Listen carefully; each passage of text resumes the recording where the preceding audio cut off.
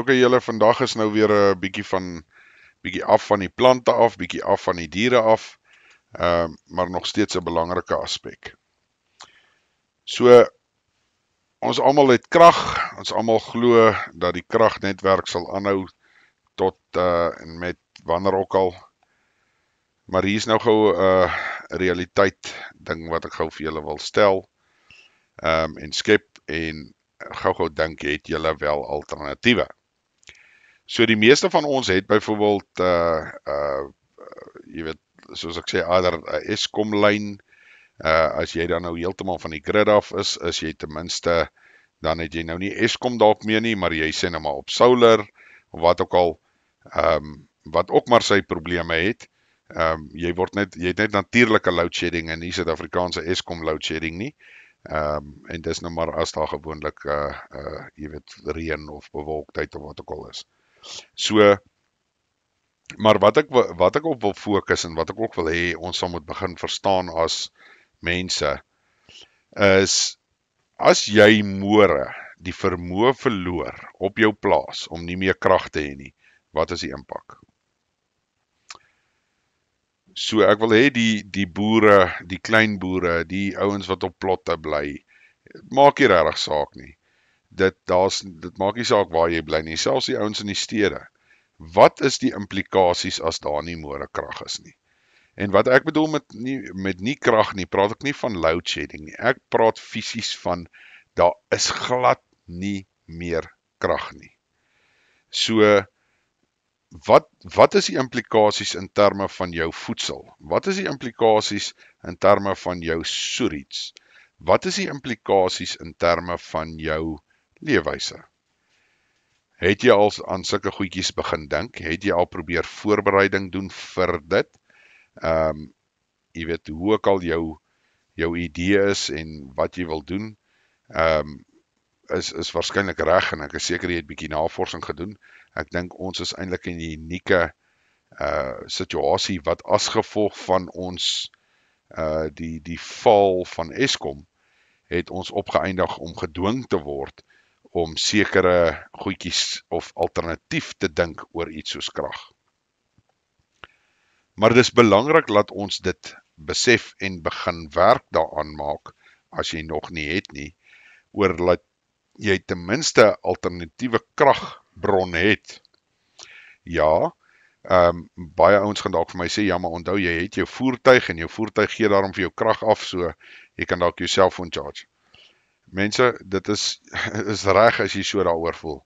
Maar onthou, wat is die scenario waarna ons kyk? Ons gaan opeindig waar ons potensieel, hoe gaan jy voedselproduksie doen as jy nie krag het nie? Onthou net, as daar nie krag is nie, kan daar nie diesel wees nie. As ons uitvoere gestop word, as die wêreldoorlog nou eers aan die gang kom, waar dink julle gaan ons olie vandaan kry? Julle weet, Sasol het in die ou jare, het hulle vir ons petrol en diesel gemaak uit steenkool uit. Dit gebeur nie meer nie. So, besef net, wat is die implikasies? So, sonder dit kan jy glad nie krag opwek nie. So ja, ons kom weer terug na iets soos sonkrag ensovoorts, maar onthou mense, daar is implikasies met dit ook. En ek praat maar eerstehands daarvan, jou geld wat jy spaar, as ek iemand kan aanraai, ja, gaan solar, gaan totaal solar, jy maak hy geld redelik vinnig terug, maar daar is ook sekere implikasies wat daarmee gepaard gaan. Goed soos solar flares en kom ons sê, daar is byvoorbeeld 'n atoombom wat afgevuur word in die atmosfeer, dit veroorsaak EMP, nou die mense wat nie weet wat 'n EMP is nie, dis 'n electric magnetic pulse, wat veroorsaak dat hy alle krag uitskop. So vir die ouens met die solar, as hy brand jou inverter, en as jy nie die regte koneksies op jou goeders het nie, dan kan hy ook jou batterye laat val. Onthou net so slegte dingetjie oor batterye. As jy lithium-ion batterye het en daai goed raak aan die brand, dan kan jy hom nie blus nie. Hy brand tot hy klaar gebrand het. So neem maar net kennis van daai konsep ook. Gel acid, ja, dit is ek weet baie mense gebruik het in hulle solarstelsels, maar hy het nie die leeftyd wat die lithium ions het nie. Nou ek weet daar is baie vooruitgang op batterytegnologie, maar mense, ons moet net verstaan wat is die limitasies. So weer 'n keer, skep net die scenario waar jy is soos wat my ouers, toe hulle jonk was, groot geword het, waar hulle op 'n plaas gebly het, waar daar nie krag was nie. Dit was net so eenvoudig. Hulle het wel 'n donkie gehad, wat hulle so nou en dan met 'n Lister engine, wat hulle kon start, maar dis nie eers te sê jy dit nie. En daai ding was net gestart in die snaakste tye. So die res van die tyd het jy gebad in koue water. As jy 'n koolstoof was, was jy gelukkig, dan het jy gebad in warm water. Maar dit is die idee waantoe ons moet beweeg. Dis die idee wat ons voor moet uitkyk. Hoe gaan ons daai weer verbeter? Nie noodwendig met vandag se tegnologie nie. As jy op 'n stuk grond gesit word waar daar niks is nie, wat gaan jy doen om daai te verbeter? Byvoorbeeld iets soos 'n donkie te maak is baie eenvoudig. Hy's natuurlik, daar's niks snaakse goed nie en jy brand hout op hom. En hy maak vir jou lekker warm water. Nou dit is die tipe aspekte waarvan ek praat. Het julle al dit bietjie gaan navors? Het julle al gaan kyk hoe om dit te doen? So dit help nie jy gaan koop vir jou 'n solar geyser nie, wat môre laat val die boom se tak af en hy slat al jou glasbuise stukkend en daar is jou solar geyser en sy kanon. Maar wat jy byvoorbeeld na kan kyk, is iets soos die swart pype wat jy kan in 'n tol sit bo op jou dak, wat die hitte daarom help om dit bietjie warmer te maak. Maar selfs met dit is ook dalk 'n probleem, want wat gaan gebeur as daai swart pype nou klaar raak? Het jy nog swart pype? Hoeveel is genoeg swart pype? Het jy daai navorsing al gaan doen? Van hoe lank hou die swart pype op jou dak? Hoeveel het jy nodig om daai aan die gang te hou? Mense, julle verstaan waantoe my kop beweeg en wat ek probeer vir julle oordra van energie.